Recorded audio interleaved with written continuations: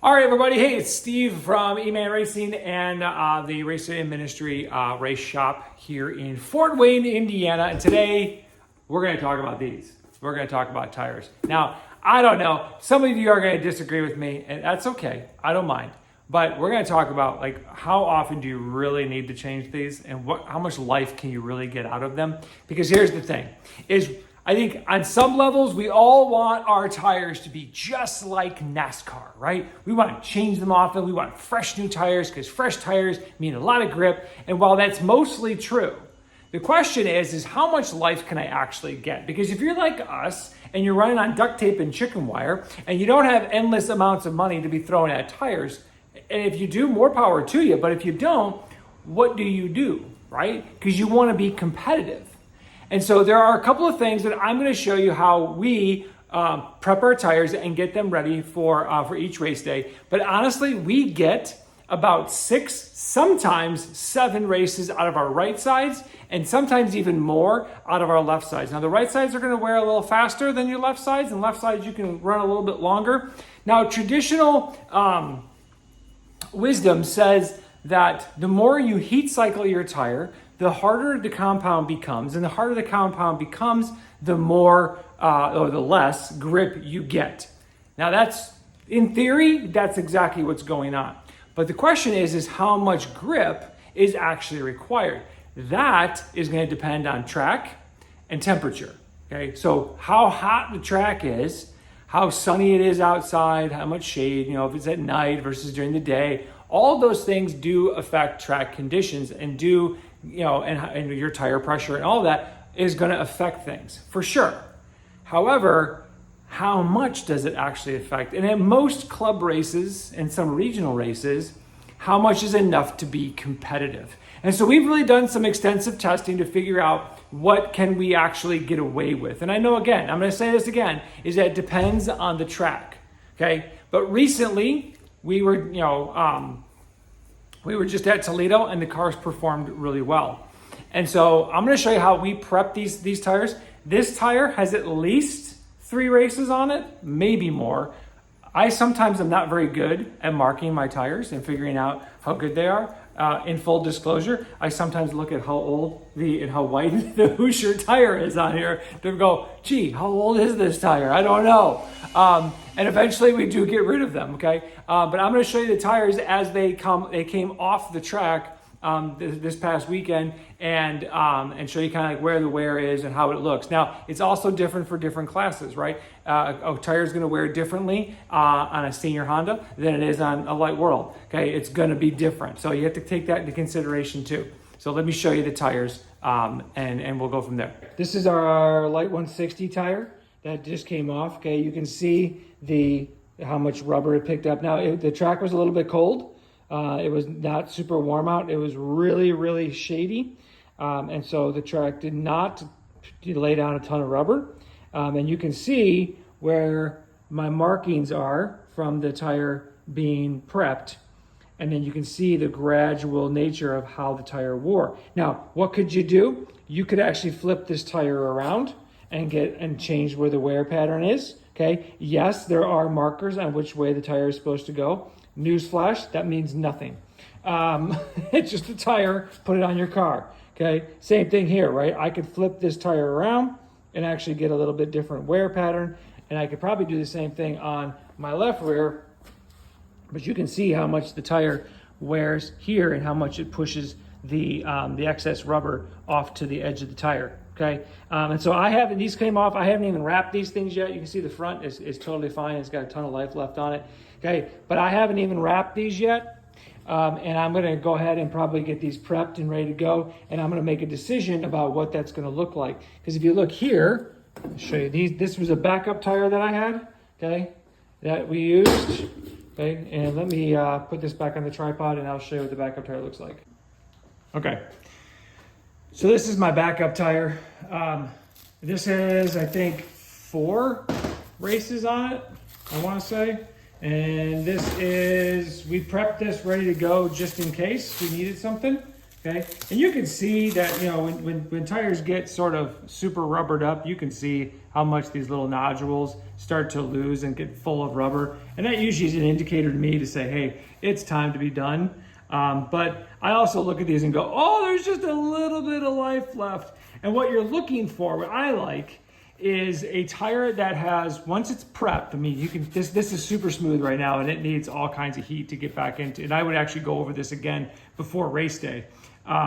But what I would do is get this super sticky, and then I would get like almost like a fuzzy bead on here of rubber from the sanding disc to make it really, really super nice and get a good nice feel to it. Okay, but this one could actually be, and probably will get raced this coming weekend. But I think I got 1, 2, 3, 4, maybe 5 on this one. It's possible that there's actually 5 on this one. So we'll probably race this one, and we'll probably race this one this week. I'll have to remount that one, and we'll go from there. But let me show you kind of when I do the, you know, how this actually works and what I do. That doesn't cost a ton, and go from there. Okay, so this is our tire grinder. I picked this up from a buddy of ours, from another race family. They were getting rid of theirs. Yes, you can buy the Larry Jones ones that are super expensive, right? But again, if you're on duct tape and chicken wire and you're trying not to spend a ton of money, find one used on Facebook. It just needs to turn. I mean, it's really just this unit right here. The rest of it's just sitting on a cart. And it's helpful, it's useful. It's not perfect, but it works and it gets the tire off the car. I'm not a fan of grinding a tire on the car. I have this fear. I don't know if it's real or not, so I could just be, you know, talking complete nonsense. But I have this fear that I'm going to spray rubber dust into the carburetor if I do it on the back tire. Could I put on my my filter? Yeah, I could. Or my air filter? Yeah, I probably could. But I just have this weird fear, so I always take them off. So let me get the tire on. All right, so now we're gonna stick this little guy on here and lock this thing in. And the first thing we're gonna do is scrape this thing down at 1300 degrees and get the rubber that's on here off. Now, some people will just scrape down a tire and not do anything to it. Just remember, the more rubber you allow to build up on your tires, the more messed up. Not just your tire itself, but you're gonna mess up your stagger, especially in the rear. If you got too much rubber built up in a couple different places, how the car sits on the track, how your stagger affects your overall performance is going to make a difference. So the last thing you wanna do is have too much rubber on your tires. You wanna make sure at the absolute minimum, you get your rubber off your tires. Even if you don't end up grinding them down, you get them down. Always have a screwdriver nearby to get the rubber off. Okay, now I'm going to slip over here. Now some, like the really fancy Larry Jones machines, actually turn for you, and you just put those real nice machines on and it just turns. But we're going to pretend we don't have that luxury. So I'm going to take off this edge because that's the easiest place to grab first, and file down this edge and make sure she's good. Run it over one more time, get any excess. Like that. Make sure I got it all.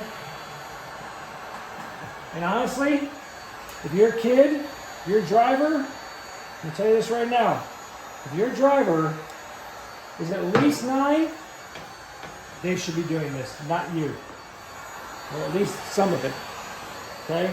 This is a perfect way to get your driver involved. And you can see you need to get a nice layer off.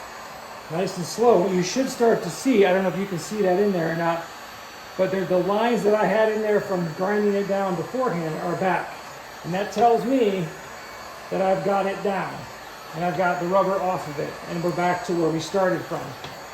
So I'm going to run it over nice and slow, take my time, as even as I can.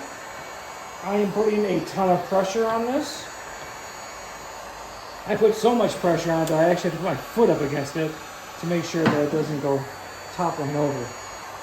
But again, this is something that your driver can do if they're not already. Would highly recommend you get your driver involved in as many things as you possibly can. honestly, even if they do it wrong, get them involved.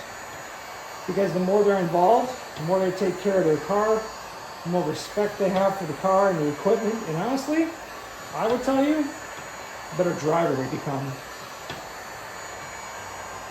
We're raising Dale Earnhardt Jr., not Kyle Larson's. No disrespect to Kyle Larson, but he admits it. He doesn't know anything about the cars.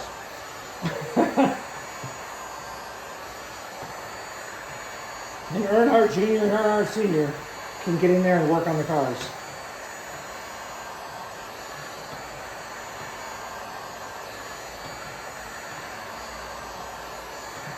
All right, so that covers that, okay? So that takes care of the overall look. And you can see the difference, okay? You know, the sunlight's right there, but you can see where all my marks are. And you can see all the lines that were there previously, okay? All right, so the next thing we're gonna do is we're gonna sand it down. There's a couple different ways you can do this. I've seen people use both. Is the grinder, which is a 60 grit grinder.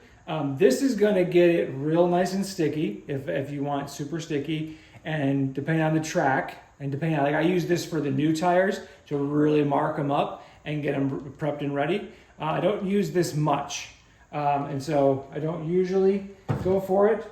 The tool of choice for me, at least, is this guy, and I'm probably the only one, I think I'm the only one I've ever seen use this, believe it or not, this is just a standard orbital sander. Now the big buffer sanders that you can use, the real big disc, is probably better, but this is what I have.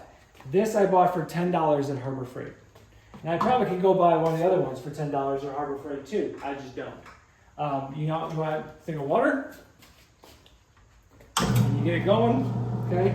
And again, if you don't have one of these, I would suggest it's a good investment, but if you have to, use the engine to do it. But you get the thing nice and wet, prevents it from overheating. Fire it up.